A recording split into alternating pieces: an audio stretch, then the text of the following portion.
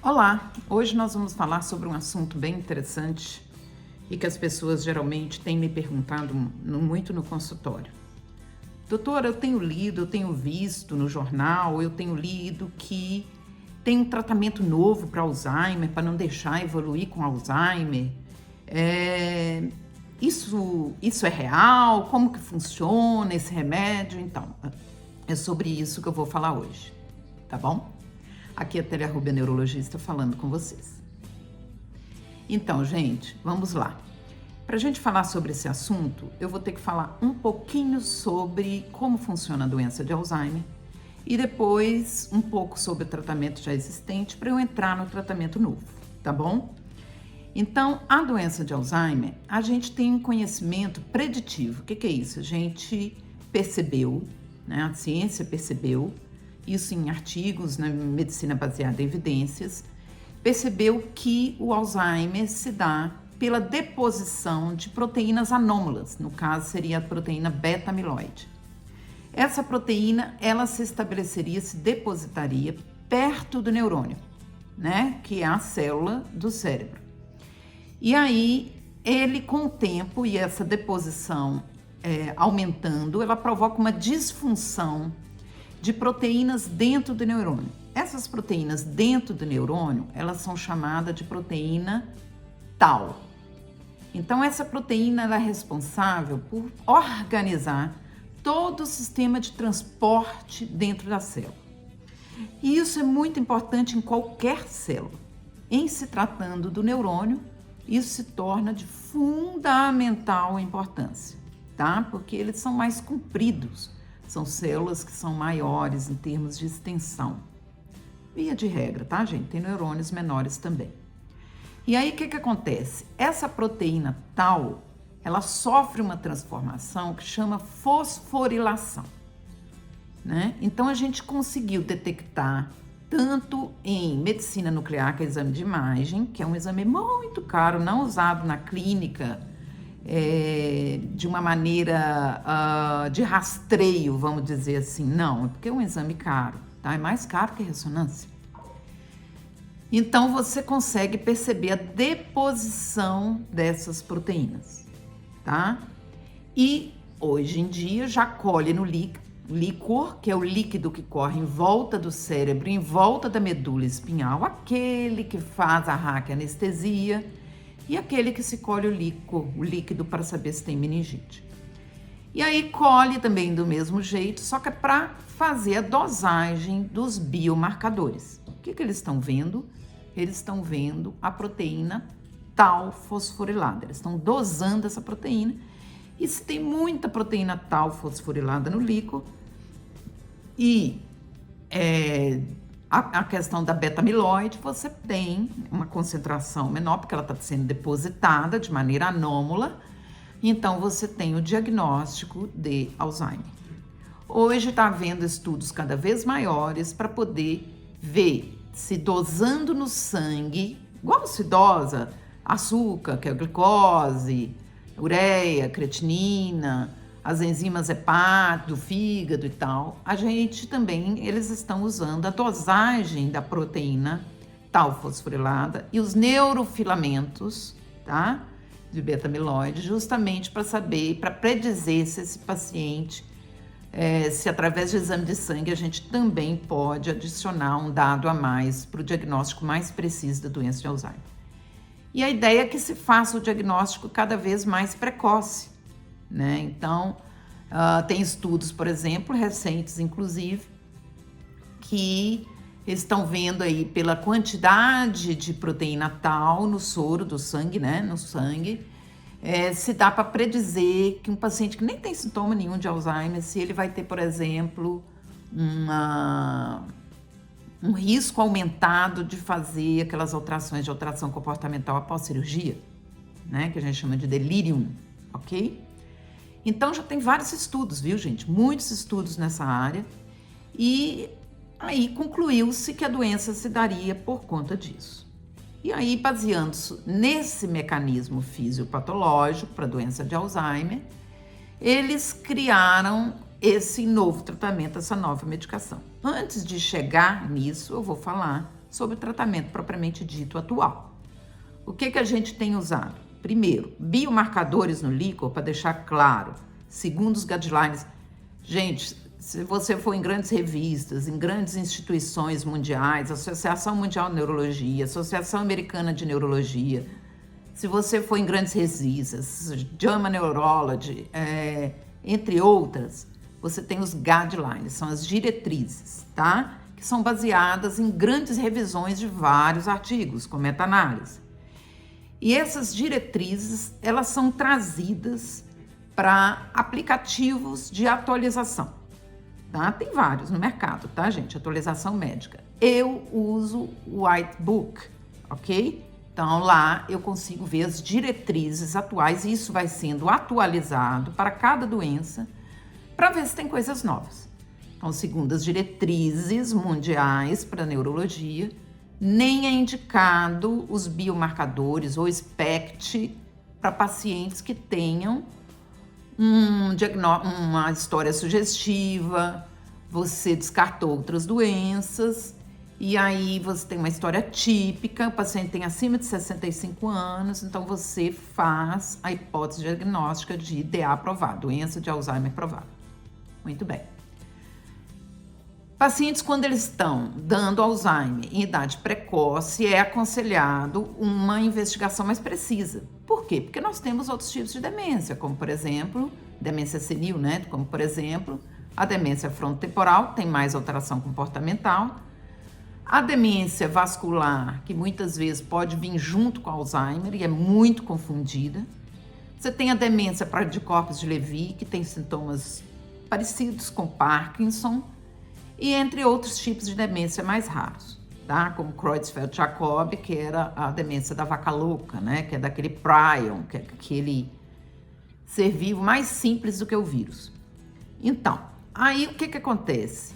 Quando os sintomas não estão muito típicos, quando você tem dúvida entre o tipo de demência e outro, quando os sintomas estão acontecendo antes dos 65 anos de idade, está indicado a gente pedir os biomarcadores no líquor, viu? E até mesmo SPECT, PECT e tal, que é a medicina nuclear.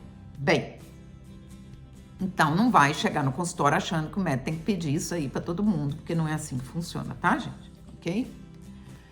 Então, pronto. No tratamento atual, corrente, a gente trata as comorbidades que tiver, entre elas principalmente depressão, transtornos de humor, né, que melhoram muito a evolução do paciente se ele tiver sintomas depressivos, se ele tiver com um déficit motivacional ruim. Já tem N estudos falando que o tratamento melhora muito a evolução da doença, né? Parece que já tem revisões sistemáticas, mas eu não sei se é exatamente dessa maneira, eu ainda vou estar olhando isso, tá?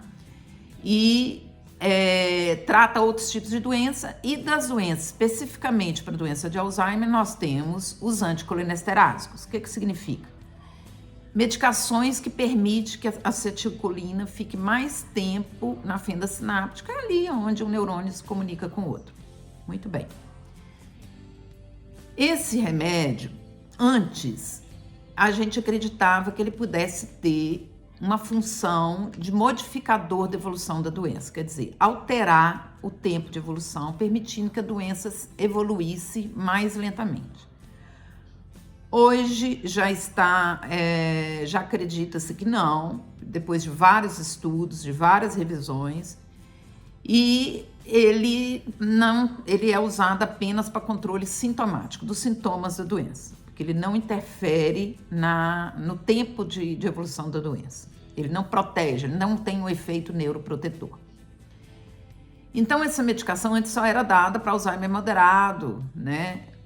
Mas agora eu já percebia uma melhora sintomática muito boa em perda cognitiva leve e até aos DA provável leve, com perda cognitiva leve, os pacientes melhoram muito. Então a gente está dando também para isso. E para perda cognitiva moderada, grave, a gente dá os glutamaérgicos, que são a memantina. Né? Então, Quando chega lá em avançada, que o paciente perde muita reserva cognitiva, aí é com pacientes familiares para se decidir se tira ou não, né? Porque você já não tem reserva cognitiva, você deixaria os medicamentos mais para questão de comportamental. Você pode usar também medicamentos sedativos para questão quando o paciente tem muita alteração de comportamento. E aí, quando chega no final, você decide se vai tirar ou não. O que é o final? O paciente já está praticamente restrito ao leito, já não tem como saber nem chegar ao banheiro, então esse é o momento em que você já está numa perda cognitiva avançada. Bem, continuando aqui, esse é o tratamento que nós temos. Aí eles pensaram, vamos fazer uma medicação que tenha a finalidade de modificar a evolução da doença. E aí, eles falaram, se o mecanismo é a deposição de proteína beta-amiloide perto dos neurônios, nós vamos então fazer um neuromodulador, porque agora a moda do momento é neuromodulador, né? Nós vamos fazer o neuromodulador, o imunomodulador, não é neuro não, desculpa, é imunomodulador, tipo anticorpo, que vai atacar as proteínas anômalas beta-amiloides e atacando e tirando e fazendo uma limpeza dessa beta-amiloide, eu modificaria a evolução dessa doença. Então, eles ainda estão no trial, tá, gente? Estão na terceira fase, num estudo multicêntrico. A medicação é chamada donanemab, tá? Eles já estão entrando na quarta fase, que é quando você começa a dar em consultório, mas a medicação ainda está sob observação, para efeitos adversos, etc.